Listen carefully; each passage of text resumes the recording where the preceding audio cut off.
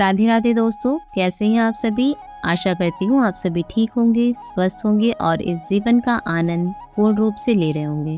तो दोस्तों, मैं विभा एक बार फिर से आप सभी का स्वागत करती हूँ आपके अपने चैनल मंत्रा ऑफ सक्सेस पर, जिसमें आज मैं बातें करने वाली हूँ श्रीमद् भगवद गीता के बारे में। मैंने अपनी पिछली वीडियोज़ में भी आपको श्रीमद् भगवद गीता की उपदेशों के बारे में काफ़ी कुछ बताया है और आज फिर से मैं एक बार हाजिर हूँ आपके आगे इसी के बारे में चर्चा करने के लिए। तो दोस्तों, आज मैं आपको बताऊंगी श्रीमद् भगवद गीता किस तरह से आपकी हर समस्या का समाधान करती है और आपको आपके हर प्रश्न के उत्तर कैसे उपलब्ध कराती है। समस्या चाहे आपके मन की हो या जीवन की हो, आपको आपके हर समस्या का हल श्रीमद् भगवद गीता में ज़रूर मिलेगा। श्रीमद् भगवद गीता साक्षात भगवान की दिव्य वाणी है। इसकी महिमा अपार है। गीता को सभी शास्त्रों का खजाना भी कहा जाता है। तो दोस्तों, आज मैं आपको बताऊंगी वे बातें जो आपकी ज़िंदगी को बदल कर रख देंगे। आप बस इस वीडियो को अंत तक ध्यान से सुनेगा और देखिएगा, क्योंकि आज आपको मिलने वाले हैं आपकी ज़िंदगी से जुड़े हुए कई समस्याओं के समाधान, जिन्हें पाकर आप अपने मन को शांत और जीवन को सुंदर बना सकते हैं। तो दोस्तों, आइए शुरू करते हैं। श्रीमद् भगवद गीता का उपदेश है कि कोई अगर आपका अपना है या कोई आपसे बड़ा है तो उसका आपके प्रति गलत व्यवहार कभी भी सहन नहीं करना चाहिए। गीता का ये उपदेश हमारी सबकी ज़िंदगी से करीबी से जुड़ा हुआ है। हम सभी कभी ना कभी अपने मन की अधिकतर तकलीफ़ों को यह सोचकर ज़िंदगी भर सहते रहते हैं कि ये तो मेरा अपना है, जिसने मुझे तकलीफ़ दी है, ये तो मेरा बड़ा है, ये मेरा अपना है, हम इसको कैसे कुछ कह सकते हैं। दोस्तों, ऐसा सोचना बिल्कुल गलत है। अगर हम ये सोचते रहेंगे कि अगर हमने कुछ बोल दिया तो इसे तकलीफ़ हो जाएगी, अगर हमने कुछ बोल दिया तो इसे दुख होगा, हमारे रिश्ते ख़राब हो जाएंगे, हमारे रिश्ते समाप्त हो जाएंगे, कब तक ऐसा ही सोचकर कि खुद को तकलीफ़ देते रहेंगे। सोचने वाली बात तो ये है कि उस व्यक्ति को आप अपना कैसे मान सकते हैं जो आपको इतनी तकलीफ़ें देता हो, जो आपके दुख की वजह हो। क्या सच में ऐसा अपना होता है? अपना तो वह होता है ना जो हमारी तकलीफ़ों को दूर करे, ना कि वह जो हमें तकलीफ़ें दे। गीता का ये उपदेश है कि किसी भी व्यक्ति को अपना फ़ायदा मत उठाने दो, किसी भी व्यक्ति को खुद पर जुल्म करने मत दो, कभी भी नहीं, क्योंकि आप जितना सहेंगे लोग आपको उतना ही सहने के लिए मजबूर करते रहेंगे।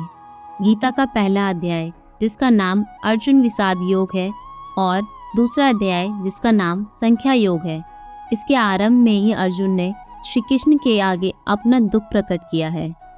अर्जुन रणभूमि में है और अपने दुख को प्रकट करते हुए अर्जुन कहते हैं, हे केशव, मैं कैसे कौरवों के साथ युद्ध कर सकता हूँ? ये सब तो मेरे अपने ही है ना। मैं कैसे भीष्म पितामह और गुरु द्रोणाचार्य से युद्ध करूँगा? कैसे? ये दोनों तो मेरे पूजनीय हैं। इसलिए हे केशव, इन गुरुजनों को मारने से तो बेहतर ये होगा कि मैं खुद भिक्षा मांगकर गुजारा करूं। और जिन कौरवों से मैं युद्ध करने जा रहा हूं, वे सब धृतराष्ट्र पुत्र मेरे भाई ही तो हैं। ये सब मेरे अपने हैं। इन सबको मारने से अच्छा है मैं खुद सन्यासी बन जाऊं। तब श्री कृष्ण ने अर्जुन से कहा कि हे अर्जुन, ये बस माया है, ये सब भ्रम है। यहाँ कौन अपना और कौन पराया? जो अधर्म करता है उसके साथ युद्ध करना तुम्हें मोक्ष और मुक्ति देगा। तुम अपने मन से इस भावना को निकाल दो, इस मोह को त्याग दो, नहीं तो सारा जग तुम्हारी निंदा करेगा, तुम्हें डरपोक कहेगा। और बात अपने पराये की नहीं है, बात है धर्म और अधर्म की, बात है सही और गलत की।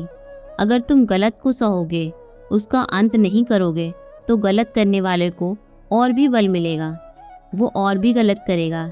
इसलिए अपने मन से मोह को त्याग कर तुम युद्ध करो। साथियों, महाभारत की एक और कहानी है। जब अर्जुन के पुत्र अभिमन्यु की युद्ध में मृत्यु हो जाती है, तब अर्जुन बहुत दुखी होते हैं और रोने लगते हैं।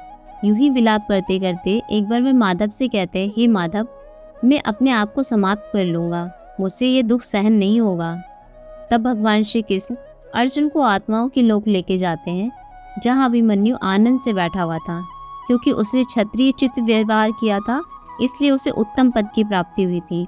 जब अर्जुन ने अपने पुत्र को देखा, वे बहुत प्रसन्न हुए, उसे गले से लगाकर कहने लगे कि हे पुत्र, मैं तेरे बिना नहीं जी सकता। मैंने तो अपने जीवन की आशा का ही त्याग कर दिया है। तो अभिमन्यु कहने लगा कि आप कौन? अर्जुन बोले, मैं तेरा पिता हूँ, तू मेरा पुत्र है। तब अभिमन्यु कहने लगा कि आप कौन हैं? मेरे हजारों जन्म हुए, किसी जन्म में आप मेरे पिता बनते हैं और किसी जन्म में मैं आपका पिता बनता हूँ। आत्मा का ना तो कोई माता होती है, ना ही कोई पिता होता है। जब अर्जुन ने देखा मेरा पुत्र मुझे पहचान भी नहीं रहा है, तो उनका सारा मोह समाप्त हो गया। उनके मन से सारी ही दुविधाएं निकल गईं। तो दोस्तों, इसलिए गीता के उपदेश को ठीक से समझ लो, ताकि ये आपके जीवन को सार्थक बनाए, ताकि आप यह समझ पाए कि यहाँ कोई अपना पराया नहीं है।